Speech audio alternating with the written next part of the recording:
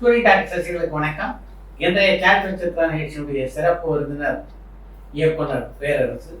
அவரை இயக்குனர் அப்படின்னு ஒரு வட்டத்துக்குள்ள கட்டுப்படுத்தி விட முடியாது. ஒரு பக்கம் பாடலாசிரியர், ஒரு பக்கம் நடிகர் அப்படின்னு பல தளங்களில் சினிமா உலகத்தில் வளம் வந்து இருக்கிறார். பல வெற்றி படங்களை தந்திருக்காரு. வணக்கம். வணக்கம் சார். முதலாக நீங்கள் இயக்கிய படமே வந்து பார்த்தீங்கன்னா அன்றைய காலகட்டத்திலும் சரி இன்றைய காலகட்டத்திலும் சரி மிக முக்கியமான நடிகராக இருக்கின்ற விஜய். அந்த கதையை அவருக்காக எழுதிங்களா இல்லை வேற யாருக்காக எழுதின கதை அவருக்காக பயன்படுத்திங்களா? ஒரு ஆக்ஷன் சென்டிமெண்ட் கலந்து பண்ணது தான். ஆக்சுவலாக அதுக்கு முன்னாடி எப்படின்னா இந்த கமர்ஷியல் கதையில் என்கிட்ட எதுவுமே இல்லை. ஒரு 5-6 வருஷமாக யதார்த்த கதைகள், ஒரு டிஃப்ரெண்ட் லவ் ஸ்டோரி, இப்படியே தூக்கிட்டு அலைஞ்சிட்டு இருந்தேன். நிறைய பிடிச்சிட்டு பார்த்தேன்.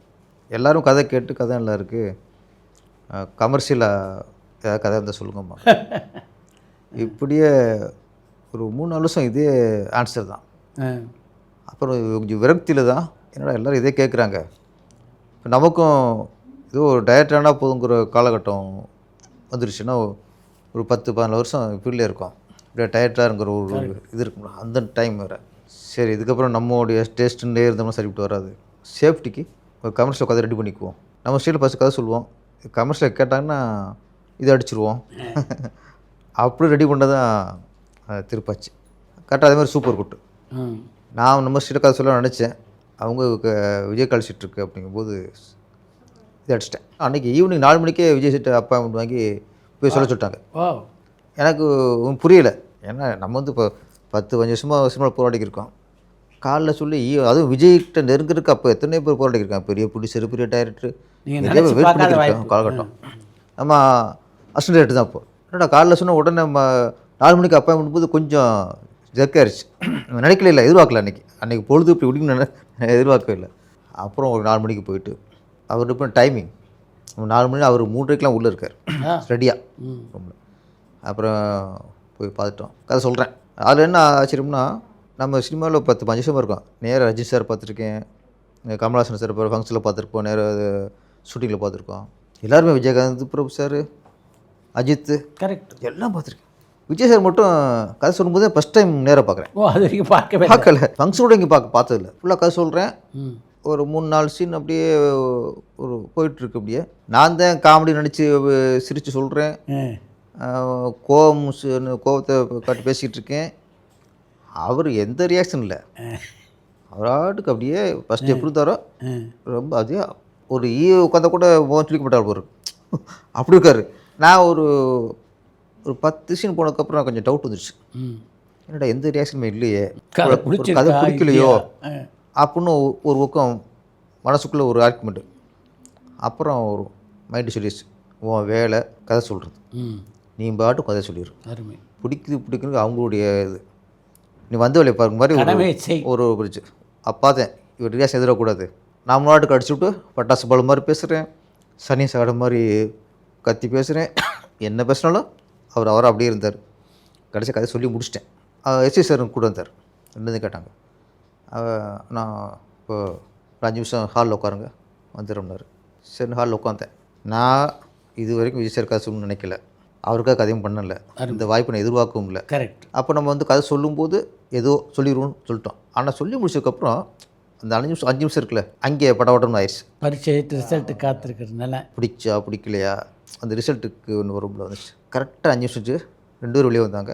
எதுவுமே பேசலை, கை கொடுத்தார். கொடுத்துட்டு கதை நல்லா இருக்குது பண்ணலாம், 2 வார்த்தை தான். இதானே தேவை. அப்புறம் சீனை போய் அது நல்லா இருக்குது, இது நல்லா இருக்குது, அதெல்லாம் தேவையில்லையே, கதை நல்லா இருக்குது பண்ணலான்ட்டார். ஒரே சிட்டிங் தான், கதை பிடிச்சி போச்சு. த்ரிஷா வந்து முதல்ல உங்களுடைய ஐடியாவாக இருந்தது அந்த கேரக்டர்? இல்லை த்ரிஷா எனக்கு அப்போ ஐடியா இல்லை. ஏன்னா நம்ம கதை ஓகே ஆகிறது தானே. ஃபஸ்ட்டு விஜய் ஐடியா இல்லை.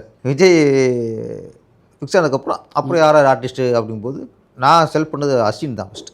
முதல் படத்துக்கு அஸ்வின் தான் சாய்ஸ். இந்த கேரக்டருக்கு அஸ்வின் கரெக்டாக இருக்கும். அஸ்வின் முடிவு பண்ணி விஜய் சார் ஓகேன்ட்டார், சவுத்தி சார் ஓகே.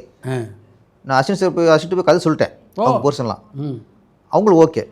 அவங்களும் இன்ட்ரெஸ்ட் ஆகிட்டாங்க. விஜய் படமில் ஏற்கனவே இந்த சன் ஆஃப் மகாலட்சுமி தான் பண்ணியிருந்தாங்க, ஒன்று தான் பண்ணியிருந்தாங்க. எனக்கு சன் ஆஃப் மகாலட்சுமி பார்த்து நான் முடிவு பண்ணல. தெலுங்கில் நாகார்ஜுனோட படம் பண்ணியிருந்தாங்க. அதில் சில சீனில் நாகார்ஜுன தூக்கி சாப்பிட்டுருப்பாங்க. அந்த ஃபோன் நம்பரில் அவங்க கொடுத்து ஒரு படம் ஒன்று. ஆமாம், போலீஸ் ஆஃபீஸர் இருப்பார், அது பப்ளிக்காக ஒரு ஃபோன் நம்பர் கொடுத்துருவார். அந்த நம்பரில் இந்த அம்மா போன் பண்ணி கலாய்க்கும். அந்த ஒரு சுறுசுறுப்பு, அந்த போல்னஸ்லாம் கொஞ்சம் பிடிச்சிருந்துச்சு. அப்போ இந்த கேரக்டர் கரெக்டாக இருக்கும். ஏன்னா விஜய் சில இடத்துல வாடா போடா இதெல்லாம் பண்ணணும்ல, இதுக்கு இதே சரியான ஆளுன்னு சொன்ன கதை பிடிச்சி போச்சு.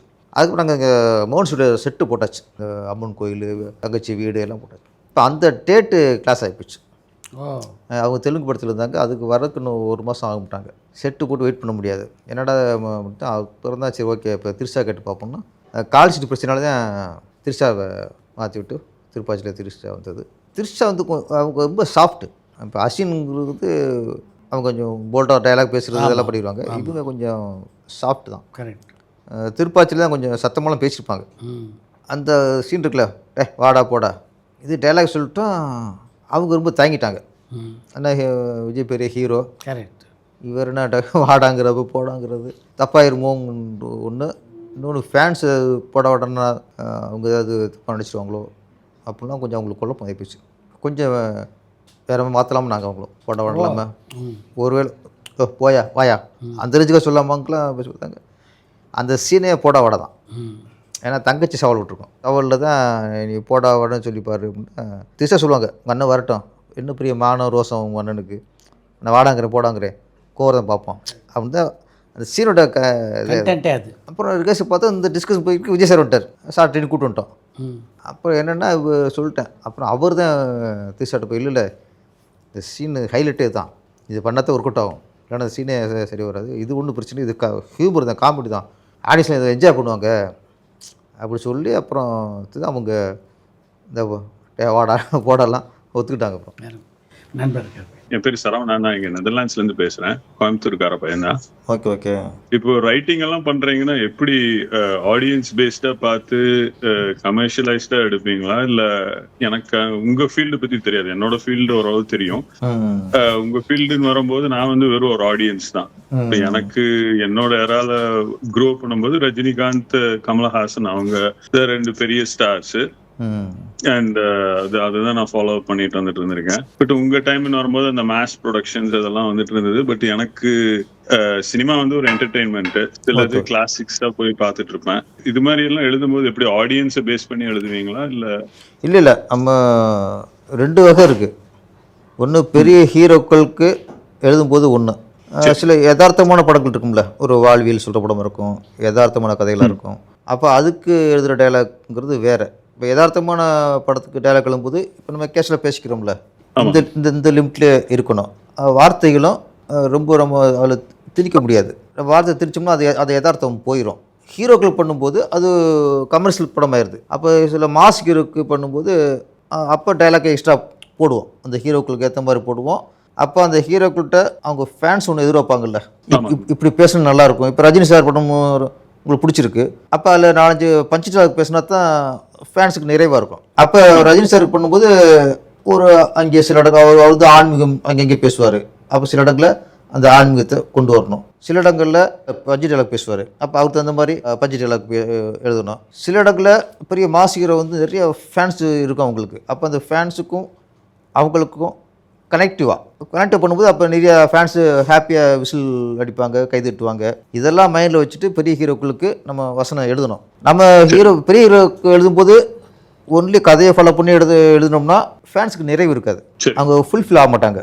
பெரிய ஹீரோக்கு ரஜினி சாராக இருக்கட்டும், விஜய் சாராக இருக்கட்டும், அஜித் சாராக இருக்கட்டும், இவங்ககிட்ட பண்ணும்போது ஃபேன்ஸுக்கு என்ன விரும்புவாங்க, இவங்க என்ன பேசினா ஃபேன்ஸு கைதட்டுவாங்க, அது மைண்ட் வச்சு தான் நம்ம எழுதணும். அப்போ மோகன் சார் இருந்தார், மோகன் சாருக்கு எழுதுகிற மாதிரி நம்ம ரஜினி சாருக்கு எழுத முடியாது. மோகன் போது அவர் யதார்த்தமான ஒரு ஹீரோ, ஒரு லவ்லி ஹீரோ. அப்போ அதில் கொஞ்சம் ஒரு ஹியூமராக அந்த மாதிரி ஒரு யதார்த்தமாக எழுதிடலாம். அதனால் கதையை பொறுத்து தான் நம்ம வசனத்தோட இது மாறும், தன்மை மாறும். சரி, இப்போ நான் வந்து இப்போ என்னோட ஃபீல்டில் பார்த்தீங்கன்னா, நான் போய் ஒரு ஜாப் அட்வர்டைஸ்மெண்ட் வரும், நாங்கள் போய் உட்காந்து எங்களை செல் பண்ணுவோம், எங்களுக்கு இந்த ஸ்கில் தெரியும், இதை பண்ணுவோம் அப்படின்ட்டு. அதுக்கு தகுந்தாப்புல எம்ப்ளாயர் கொடுப்பாங்க. நீங்கள் எப்படி உங்களோட ஸ்கிரிப்ட் மாதிரி எடுத்துகிட்டு போய் ப்ரொடியூசர்ஸ் கிட்ட வைப்பீங்க, அவங்க தான் அப்ரூவ் பண்ணி அது மாதிரி வருவாங்களா? இல்லை எப்படி உங்கள் சைடெல்லாம் நடக்கும் அங்கே இந்தியாவில்? நம்மளோட கதையை வந்து பிடிச்சிட்டு சொல்லுவோம். பிடிச்சிருக்கு, அந்த பிடிச்சி போச்சுன்னா ஓகே இந்த கதைக்கு யாரை ஹீரோ போட்டால் கரெக்டாக இருக்கும் அப்படின்னு பிடிச்சிரும் ஐடியா சொல்லுவாங்க. இப்போ நம்மளும் சொல்லுவோம் இந்த ஹீரோ கரெக்டாக இருக்கும் அப்படின்ட்டு. அதுக்கப்புறம் பிடிச்சிட்டு போய் அந்த ஹீரோட்ட சொல்லி இந்த மாதிரி ஒருத்தர் கதை கேட்டிருக்கேன், கதை நல்லா இருக்கு, கேளுங்கம்பாங்க. அப்புறம் போய் ஹீரோட கதை சொல்லுவோம். அவங்களுக்கு பிடிச்சி போச்சுன்னா ப்ராஜெக்ட் ஓகே ஆயிரும். ஓகே, அப்போ அவங்க ஹீரோக்கு பிடிச்சி போய் அவங்க கால் ஷீட் கொடுப்பாங்க. அந்த கால் ஷீட்டில் நம்ம ஷூட்டிங் வச்சுட்டு போயிட வேண்டியதான். கதை தான் பேஸ். கதை நல்லா இருந்தால் தான் ப்ராஜெக்ட் கரெக்டாக மூவ் ஆகும். சித்ரா சார், சொல்லுங்க சார் நீங்க நல்ல நாலேஜபிள். எனக்கு புஸ்தகம் படிக்கிற பழக்கம் இருக்கு. இப்போ இங்க அப்ராட்ல எல்லாம் நீங்க எது மாதிரி புக்ஸ் ரெக்கமெண்ட் பண்ணுவீங்க? சினிமா பத்தி படிக்கணும், அது மாதிரி படிக்கணும்னா நான் வந்து ஒரு ஹாபிக்கு தான் கேட்கறேன். இப்போ நான்லாம் வந்து ஒரு நைவ் பர்சன்ல இருக்கிறவன். எனக்கு டே டு டே ஆக்டிவிட்டிஸ்ங்கும் போது போயிட்டு இருக்கு. சின்ன பையனா இருக்கையில 20 வயசுல எல்லாம் இந்த தியேட்டருக்கு போனதெல்லாம் ரஜினி சார், கமல் சார் அவங்க படங்க தான். இப்பவும் பாத்தீங்கன்னா ரஜினி சார், கமல் சார் அந்த மைண்ட் கண்டிஷனிங் ஆயிடுச்சு. ஸோ நான் அது மாதிரி என்டர்டெயின்மெண்ட் இல்லாம ஆர்ட்ங்கிற ஒரு theory, who are the greatest directors, அது ஏன் அவங்களை கிரேட் டைரக்டர்னு சொல்றாங்க, அப்புறம் ஹூ இஸ் கிரேட் ஆக்டர், ஏன் அவங்க எல்லாருமே சிவாஜி சார் தான் கிரேட் ஆக்டர்பாங்க. பட் நான் வந்து ஒரு நைவ் பர்சன். எனக்கு வந்து கிரேட் ஆக்டர்னா என்னன்னு தெரியாது. நான் போய் வந்து படம் பார்ப்பேன். அது வந்து how well I am connected to that character இருக்கு. ஸோ அது மாதிரி ஏதாவது புக்ஸ் ரெக்கமெண்ட் பண்ண முடியுங்களா? சினிமா பேஸ்ட் 1 or 2 புக்ஸ் ஏன்னா வாங்கி ஏதாவது ட்ரெயின் ஜேர்னிஸ்ல போகும்போது படிக்கிறதுக்கு. இந்த சினிமா புக்குன்னா உங்களுக்கு என்ன மாதிரி சினிமாவில் இது வரைக்கும் நடந்த அனுபவங்கள் அது மாதிரியா, இல்லை ஆத்தென்டிக்காக சினிமாவை பற்றி தெரிஞ்சுக்கணுன்ட்டா, வாட் இஸ் சினிமான்னு தெரிஞ்சுக்கணுன்ட்டா என்ன மாதிரி புக்கு? ஆமா, நீங்க கேக்குற கேள்வி கொஞ்சம் ஸ்பெசிபிக்கா கொண்டு வரீங்க. இப்ப எனக்கு சினிமா வந்து ஓகே, கிரேட் சினிமானா என்ன, இல்ல கிரேட் டைரக்டர்னா என்ன, அது மாதிரி அவங்க எப்படி அவங்க லைஃபை பத்தி எழுதின ஒரு கிளாசிக் புக் ஏதாவது இருந்தா படிக்கிறதுக்கு. அது நிறைய புக் இருக்கு. உங்களுக்கு நான் வாட்ஸ்அப்பில் அனுப்புகிறேன். உங்கள் நம்பர் இருக்குல்ல? Okay sir, thank you and nice talking to you both and best wishes for you போத்ங்க. Thank you for your time. Hi sir. வணக்கம் வணக்கம், நல்லா இருக்கீங்களா? நல்லா இருக்கேன் சார். என் பேர் கண்ணன், நான் கோயம்புத்தூர்ல இருந்து பேசுறேன் சார். ஓகே ஓகே, கோயம்புத்தூர் எப்படி இருக்கு? உங்களோட பெரிய ஃபேன் சார். நீங்க நடிச்ச எல்லா மூவியுமே எனக்கு ரொம்ப பிடிக்கும். தேவதா வந்து திருப்பாச்சி மூவி வந்து சன் டிவில எத்தனை தடவை போட்டாலும் சலிக்காம பாக்குற ஒரு மூவினா வந்து அது திருப்பாச்சி தான் sir. Okay okay okay okay. எனக்கு திருப்பாச்சியில வந்து ஒரு கொஸ்டின் சார். அது வெட்டுமுறை வந்து லெமனை வச்சு வெட்டுறதுதான் உங்களுக்கு ஃபர்ஸ்ட் ஐடியாவா, இல்ல வேற ஏதாச்சும் வச்சு இது பண்ணலான்னு உங்களுக்கு ஐடியா வந்துச்சா சார்? ஆமாம், நம்ம ஃபஸ்ட்டு வந்து வெட்டுறதான். அது வந்து இப்போ மொத்த ரெவடியும் வெட்டி சாய்க்கிறோம்ல, அப்போ வன்முறையாக தோணிடக்கூடாது ஆடியன்ஸுக்கு. நம்ம வெட்டு குத்துன ஒரு வன்முறை மாதிரி ஆயிரும். அப்போ அந்த வன்முறைங்கிறது அந்த அந்த ஃபீலை குறைக்கணும். அப்போ தான் டைலாக் வச்சோம், இது கொலை இல்லை வதம் அப்படின்ட்டு அவன் எலுமிச்சு சொருகும் போது நமக்கும் கொலையாக தெரியாது. ஓகே, சாமி வதம் பண்ணுற மாதிரி இவர் வதம் பண்ணுறாரு அப்படின்னு ஒரு ஆடியன்ஸ்க்கு ஃபீல் வரும். அந்த வன்முறை ஃபீலை குறைக்கணும், அந்த கொலையை நம்ம நியாயப்படுத்தணும். கெட்டவங்களை தான் வெட்டி சாய்க்கிறாரு, இவர் நல்லவர். நல்லவர் வந்து கெட்டவனை வெட்டுறது வந்து அது கொலை இல்லை, வதம்ங்கிறது நம்ம ஒரு அதுதான். அதே மாதிரி இன்னொரு ஒரு கொஸ்டின் சார். நீங்க விஜய் சார்கிட்ட வந்து டைரக்டா ஃபர்ஸ்ட் சொல்லும்போது இந்த ஸ்டோரி தான் சொன்னீங்களா, இந்த வேற ஏதாவது ஸ்டோரி சொல்லி அதுக்கப்புறம் இதை சொன்னீங்களா சார்? இல்லை, ஃபர்ஸ்ட் சொன்னது இந்த கதை தான், திருப்பாச்சி கதை தான். விஜய் சார் கூட டைரக்ட் பண்ணது உங்களுக்கு எப்படி சார் இருக்கு? ரொம்ப பெருமையான விஷயம். இன்னைக்கு நீங்கள் எங்கள்கிட்ட பேசிக்கிட்டுருக்குன்னா அதுக்கு காரணமே விஜய் சார் வச்சு படம் பண்ண தானே. அந்த ஓப்பனிங் சாங் இருக்குல்ல, நீ எந்த ஊர் நான் எந்த ஊர். நான் எந்த ஊரு? ஆமாம், அது டீன் போட்டோம். தினா சார் தான் மியூசிக் டைரக்டரு, நான் இப்போ அசிஸ்டன்ட் டைரக்டர் தானே. அப்போ தான் புதுசாக டைரக்டர் பண்ண வந்திருக்கேன். அப்போ நம்ம டியூன்லாம் போட்டு அதை கூட்டி ஹீரோட்ட போட்டு காட்டணும். அது சாங்கு டியூன் ஓகே பண்ணதுக்கப்புறம் தான் வேறு லிரிக்ஸ் வச்சு ரைட்டர் வச்சு எழுதி நம்ம ரெக்கார்டிங் பண்ணணும். டியூன் போட்டு அப்போ டியூன் எப்படி போடுவாங்க, தந்தனத்தான தந்தனத்தான தானனா இப்படியே போட்டிருக்கு. எனக்கு என்னென்னா வெறும் தந்தனா இருக்கு. இது விஜய் சாருக்கு போட்டு காட்டி அவருக்கு அந்தளவுக்கு இம்பேக்ட் ஆகலாம் என்ன பண்ணுறது. டம்மே லிரிக்ஸ் எழுதி அதை கொஞ்சம் பாடி அதை போட்டு காட்டுவோம் விஜய் சாருக்கு. அது ஓகேன்னா பண்ணுவோம், இல்லைன்னா வேறு டியூன் போடலாம் அப்படின்னு. அப்போ டம்மி அதை நான் தான் எழுதினேன். டம்மி லிரிக்ஸ் தானே, அதுக்கு லிரிக்ஸ் ரைட்ரு. இப்போ நம்மளே எழுதிடலாம் அப்படின்ட்டு நீ எந்த ஊர் நான் எந்த ஊர் முகவரி தேவை இல்லை நான் எழுதிட்டேன். தினா சார் தான் அதை பாடுறார். பாடி ஒரு சீடில் ஏற்றி நேராக விஜய் சார் வீட்டுக்கு கொண்டு வரேன். கொண்டு போய் சார்கிட்ட சார் ஒரு ஓப்பனிங் சாங் டியூன் போட்டிருக்கு சார், கேளுங்க சார்னு கொடுத்தேன். அவர் சாங் ஃபுல்லாக கேட்டார். நான் பல்லவி சார்னு எல்லாமே 2 சாருமே டம்மியாக எழுதிட்டேன்.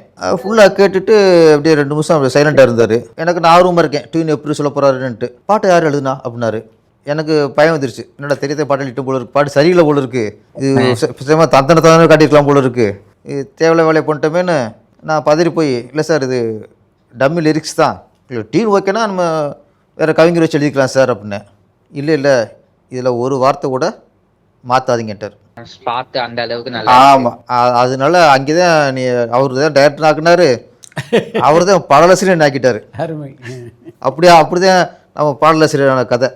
சார். அதே மாதிரி சிவகாசியில வந்து அந்த விஜய் சார் வரும்போது அந்த ஓப்பனிங்ல ஒரு டைலாக் பேசுவார் சார், அது மட்டும் ஒரு தடவை சொல்லி காமிங்க சார். அவன் சொல்லி அடிக்கிறதுல கில்லி, அவன் சொல்லாமல் அடிக்கிறதுல திருப்பாச்சி, சொல்லி சொல்லாமல் சுரண்டு அடிக்கிறதுல அவன் சிவகாசி. Thank you sir. சந்திப்போம். எந்த அடிப்படையில் மெட்ராஸ் டாக்கீஸில் உங்களை மணிரத்னம் கூப்பிட்டான்னு கேட்டிங்களா? எனக்கு ரொம்ப கேள்வி, எப்படி மனித சாருக்கு இந்த பேரரசுங்கன்னு தெரியும்?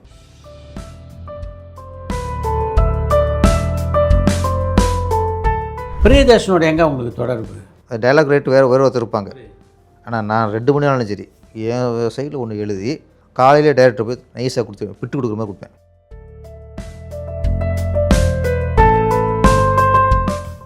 மணிரத்னம் சார் ஸ்கிரிப்டை வாங்கிட்டு வரேன் சார், எப்படி இருக்கு எனக்கு? நம்ம நினச்சி கிளாப் கொடுக்கும்போது ஒரு ஹீரோன்ட்டு கொடுப்போம், ஹீரோட்டு கொடுப்போம், நம்ம குறைகட்டில் கிளாப் கொடுப்போம்.